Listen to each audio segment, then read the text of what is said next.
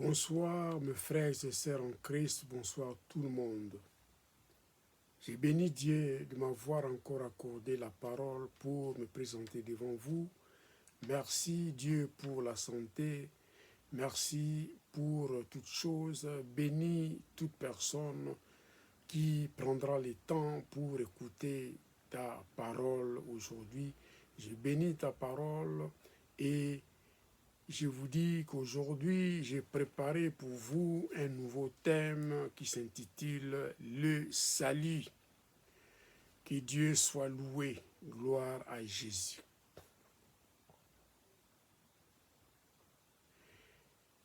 Le salut, on peut parler du salut seulement si il y a eu le péché. Depuis la chute, depuis la désobéissance d'Adam et Ève dans le jardin d'Éden, le péché et la mort étaient entrés dans le monde. Et c'est à partir de là que Dieu a voulu récupérer l'homme, se réconcilier avec l'homme, justifier l'homme, le faire naître de nouveau. Voilà pourquoi dans l'Ancien Testament, nous avons vu qu'il y avait des souverains sacrificateurs et des sacrificateurs qui recevaient des offrandes et qui répandaient le sang des animaux pour la rémission des péchés. Mais tout cela était momentané.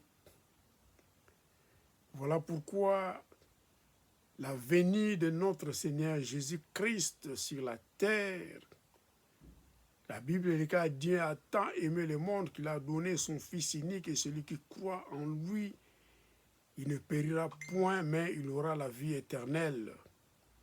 Voilà pourquoi j'ai dit, Dieu nous a fait grâce de nous avoir envoyé Jésus-Christ de Nazareth mourir sur la croix pour nous, pour la rémission de nos péchés, pour le salut éternel. Alléluia.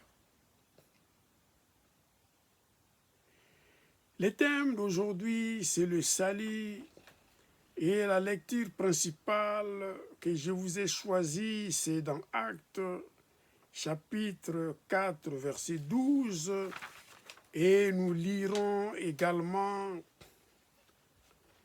dans Éphésiens chapitre 2, du verset 5 jusqu'à 9. Donc, sans plus tarder, j'ai lu la parole de Dieu dans Actes chapitre 4, verset 12. J'ai lu au nom de Jésus. Il n'y a pas de salut en aucun autre, car il n'y a sous les ciels aucun autre nom qui ait été donné parmi les hommes par lesquels nous devions être sauvés. Alléluia. Donc ici, l'apôtre Pierre dit une chose, parce que lui et Jean, dans le chapitre 3 des Actes des Apôtres, ils allaient vers le temple pour la prière.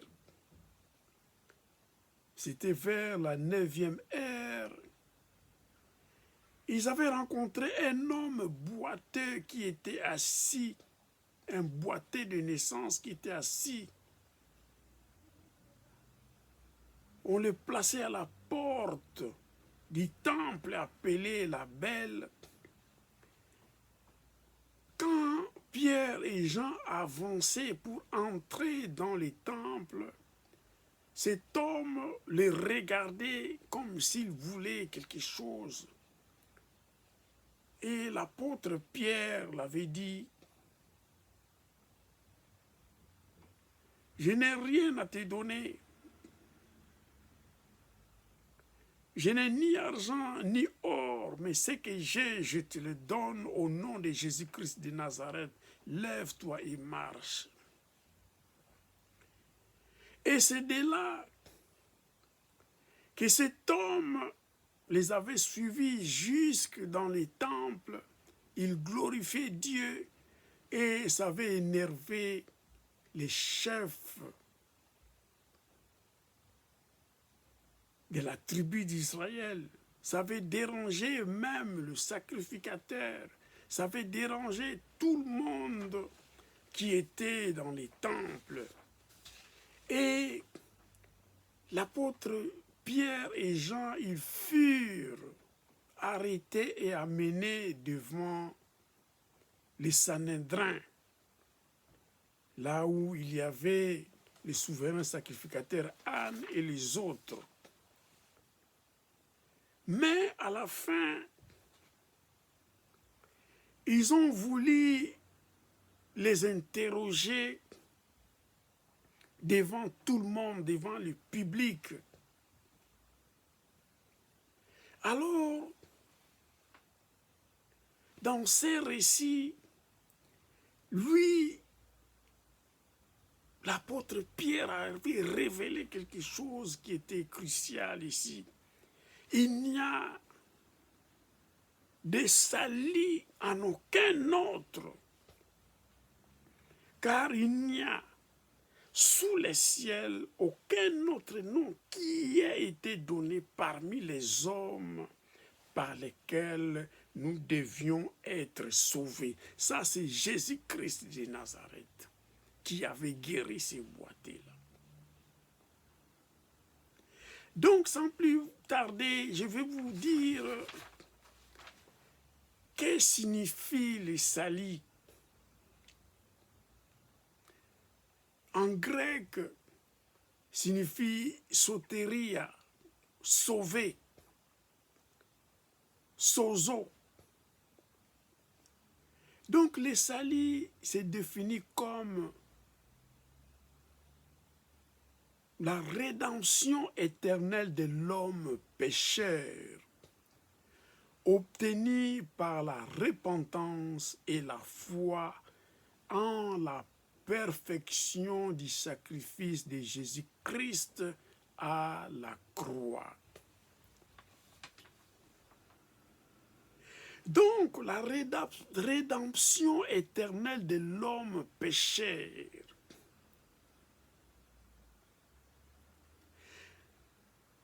Dans l'Ancien Testament, pour la rémission des péchés, pour que la personne soit libérée, délivrée de quelque chose, il y avait toujours des sacrifices des animaux, les sangs coulaient. Et c'était quelque chose d'inarrêtable, c'était continuel. Alors Dieu avait pensé bon d'en finir avec les sacrifices continus. Alors, c'est pour cela qu'il avait envoyé son Fils unique, Jésus-Christ Nazareth, de mourir sur la croix une fois pour toutes, pour le salut éternel. Donc, la rédemption signifie libérer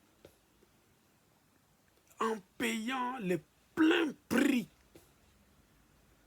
Donc Jésus-Christ est mort sur la croix. Il a payé le plein prix par son œuvre, par sa mort parfaite, par son sacrifice sur la croix. Donc, ces paiements de prix complet pour la libération des croyants qui auparavant auparavant étaient esclaves du péché, nous dit Romains chapitre 3, 24, a été payé une fois pour toutes par Jésus-Christ de Nazareth sur la croix Golgotha. Donc, le salut signifie la rédemption éternelle, le paiement des prix complets par le sacrifice de Jésus-Christ sur la croix Golgotha.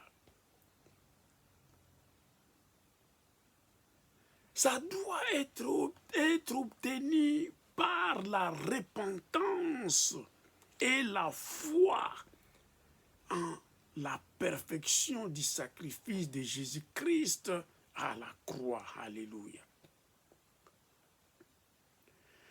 Donc l'homme doit se repentir pour que ce salut, cette repentance, le paiement complet du prix de Jésus-Christ sur la croix soit complet. L'homme doit se repentir, doit laisser la voie du péché derrière lui et entreprendre la vie de sanctification. Éviter le péché, fuir le péché. Et surtout, l'homme doit avoir cette foi sur l'œuvre parfaite que Jésus-Christ avait accomplie sur la croix à Golgotha. Donc cette repentance qui est une sincère humiliation devant la révélation du péché, car c'est le Saint-Esprit qui nous révèle, qui nous convainc du péché. Une fois que nous entrons à cette révélation dans une humiliation sincère, de cette révélation reçue par le Saint-Esprit, nous abandonnons, nous laissons derrière nous la voie du péché.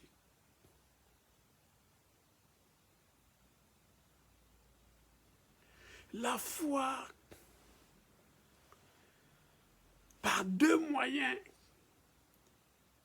cette rédemption éternelle de l'homme pécheur est obtenue par la repentance et la foi en la perfection du sacrifice de Jésus-Christ à la croix. Et la foi, c'est défini dans Hébreux 11, verset 1.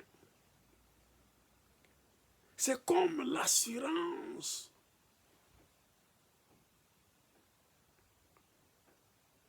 des choses qu'on espère et la conviction de celles qu'on ne voit pas. L'homme, la foi en œuvre parfaite de Jésus-Christ de Nazareth, et que Christ a payé le prix pour nos péchés. Lui qui n'a point connu le péché est allé mourir sur la croix pour nous une fois pour toutes, pour la rémission de nos péchés, pour notre délivrance éternelle.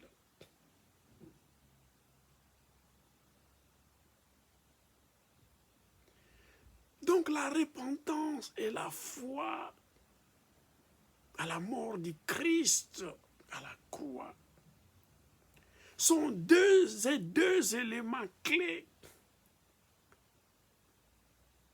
qui fait que cette rédemption éternelle prenne effet dans notre vie ici-bas sur terre. Et si nous vivons dans la sanctification,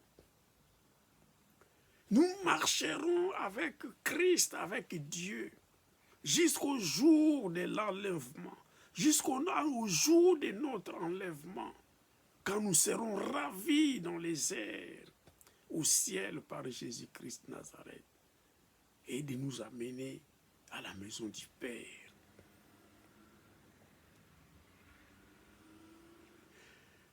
Je vais vous lire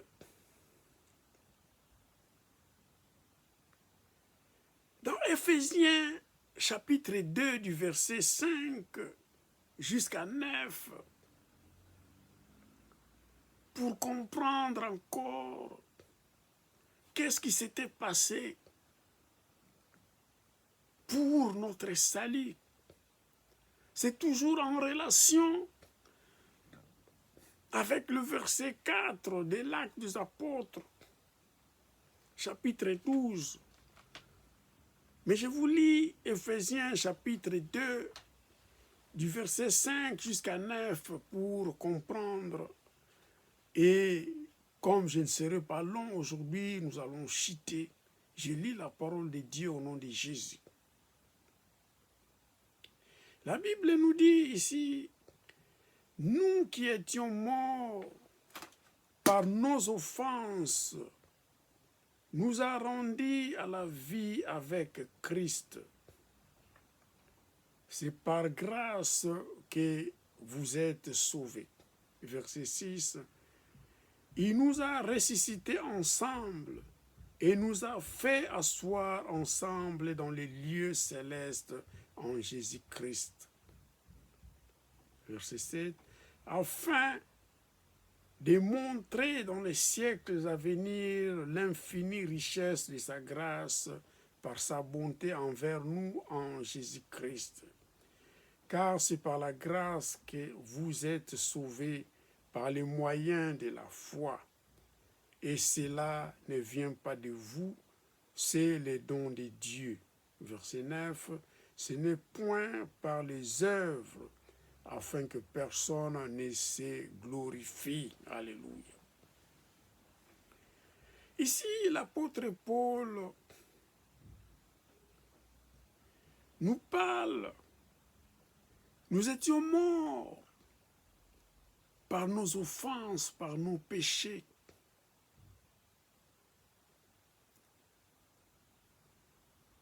Mais par la mort de Jésus-Christ,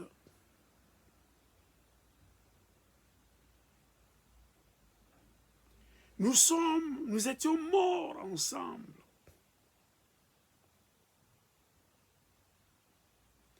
C'est une grâce que Dieu nous a accordée, ça c'est spirituel. Dieu,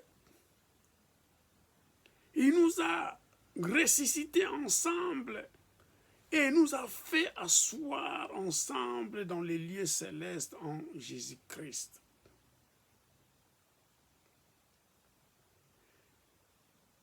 Donc la mort de Jésus-Christ symbolise notre mort également, la mort de la chair.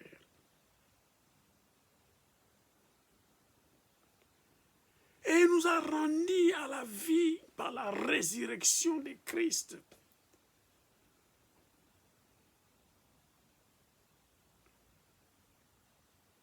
Et comme Christ, il était ressuscité des morts le troisième jour, il est monté au ciel. Là où il est souverainement élevé, il est assis à la droite du Père. Là où il intercède pour nous jour et nuit devant Dieu.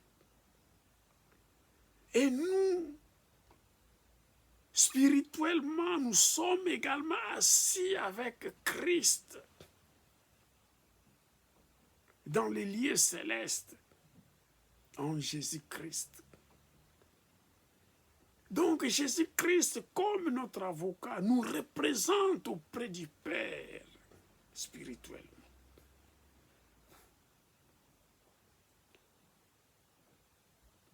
Donc nous vivons ici dans ce monde, mais nous sommes les citoyens du ciel.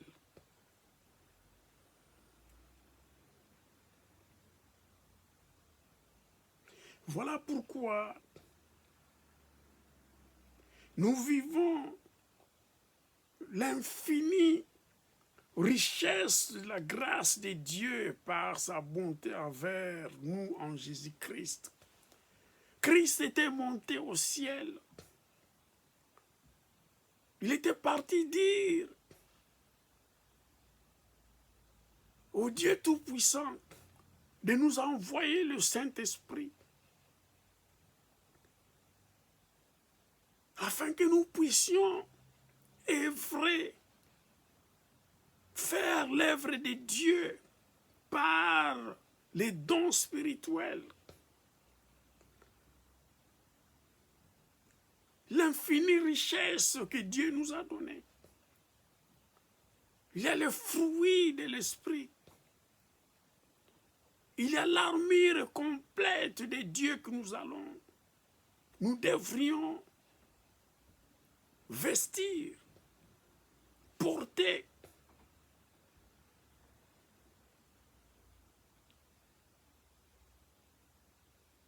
La ceinture,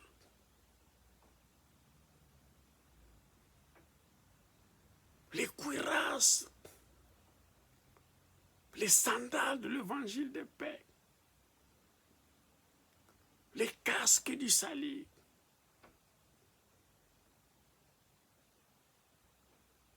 les boucliers de la foi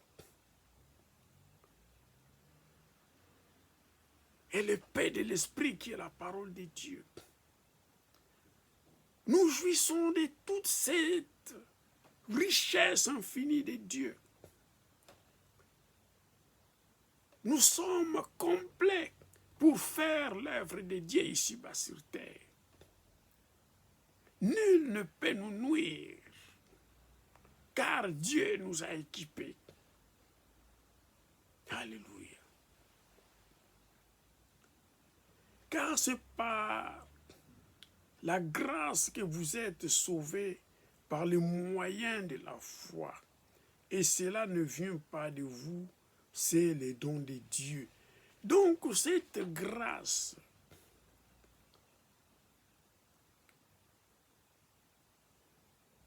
cette foi,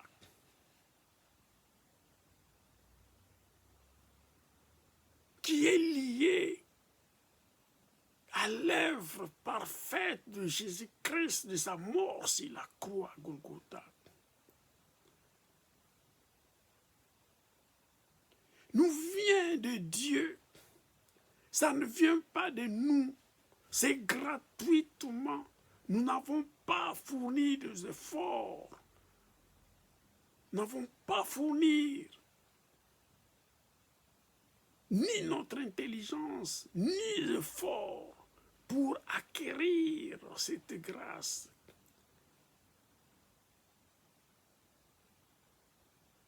De la vie éternelle, du salut, de la rédemption éternelle par l'œuvre de Jésus-Christ Nazareth sur la croix à Golgotha.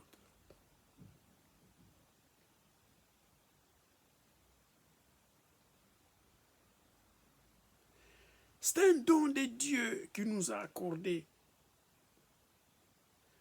Ni notre œuvre. Quelqu'un pourra dire, moi, je fais l'œuvre des bienfaits. Je donne des dons aux malades. J'envoie l'argent en Afrique. Je fais beaucoup de choses. Cela n'a rien à voir avec la rédemption éternelle par la rédemption et la foi à l'œuvre parfaite de notre Seigneur Jésus-Christ. Ça n'a rien à voir avec ça. Notre Dieu nous a donné ces dons gratuits du salut, de la mort de Jésus-Christ sur la croix une fois pour toutes, pour notre rédemption éternelle. Le prix plein a été payé sur la croix Golgotha.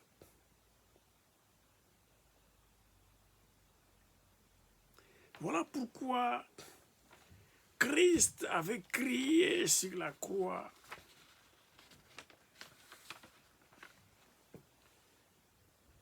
Pour citer dans Jean chapitre 19, verset 30,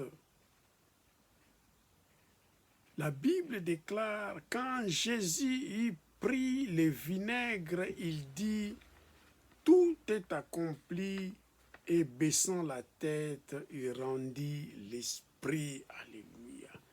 Donc, tout était accompli. Sa mort sur la croix nous a procuré le salut, nous a procuré la rédemption éternelle par le moyen de la repentance et la foi à l'œuvre parfaite de Jésus-Christ de Nazareth sur la croix Golgotha. Voilà pourquoi nous, chrétiens, nous croyants, nous n'avons rien à craindre ni à démontrer quelque chose.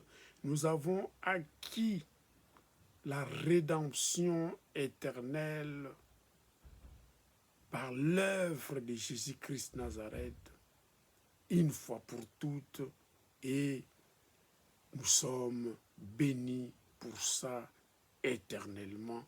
Et cela dans le nom puissant de Jésus-Christ Nazareth, j'ai fini ce